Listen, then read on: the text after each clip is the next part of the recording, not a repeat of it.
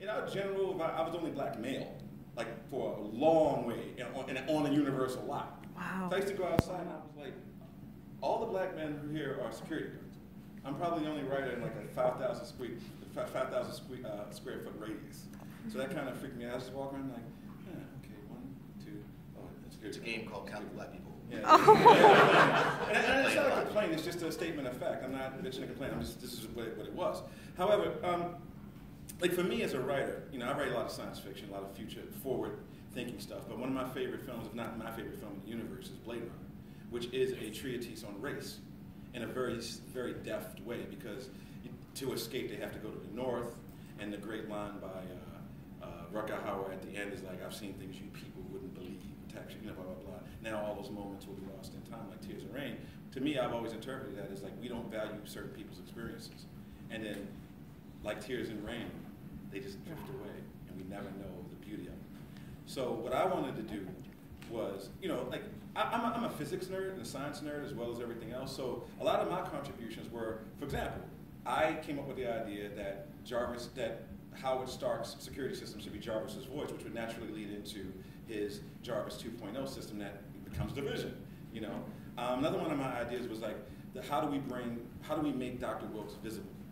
And I came up with this photochemical process from black and white film of the era, Tri-X and Plus X film. So we created a spray, and then we bonded, blah, blah, blah. So, so a lot of my contributions had nothing to do with race. But when it came out that Dr. Wilkes was going to be African American, I mean, there were a couple people, you know, cowards that hide behind the internet that were like, why would she date him after dating Captain America?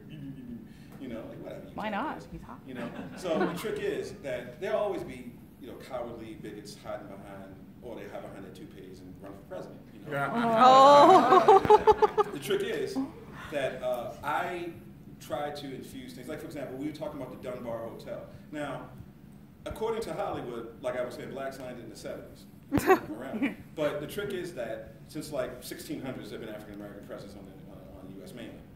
The trick is though that I wanted to show the reality of it. There's a great movie called Devil in a Blue Dress that was directed by Carl Franklin, based on the book by Walter Mosley, that takes place in 1945 or 46, 47 in Los Angeles in the black community. Wow. And you know, for me, that was my inspiration for imbuing that scene, those scenes in Dr. Wood. I didn't want him to be like what I call a panty waist, like a really weak spine. Because a lot of times you get a black guy and he's like, oh, you good, everything's okay. No. I wanted him to have agency, no pun intended, and also be a person. And I didn't want him to be like waving the race banner. But you know, he said, I came out to Orange Groves, I worked really hard. I can't even see, you know, so if you look to the east, you can see where, they were actually looking south, but if you look to the east, this is where I grew up at, you know, blah, blah, blah. And that kind of thing I wanted to shine through. And when we got to that scene, you know, here in 207, where it was like, that was my crowning moment on, you know, I was like, they better not change the line. And that whole sequence all the way through, that stuck through with Whitney, and because I wanted to parallel the struggle of the oppressed, the pedagogy of the oppressed in a sense. So you had a white woman at the time, an African American man at the time, and then how even today, a lot of those struggles are parallel, where people are very deeply separated by the reality of our time.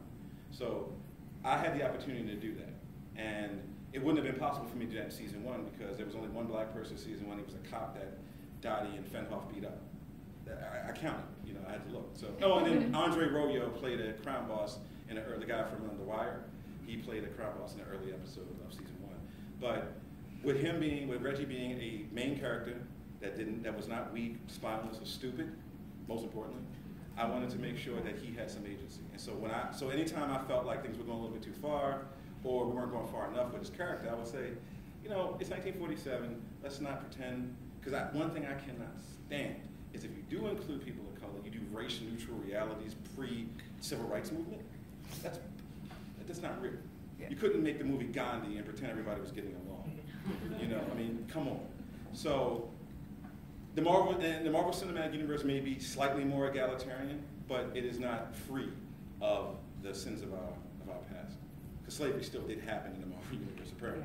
Yeah. You know, which would have been cool if it didn't, and that would be a completely different universe. You know, but I wanted to make sure that our stories were told, and with dignity and respect, and not beat it over the head or make anybody feel guilty. Because reality is not supposed to make you feel guilty; it's supposed to make you think. And so that's how I feel.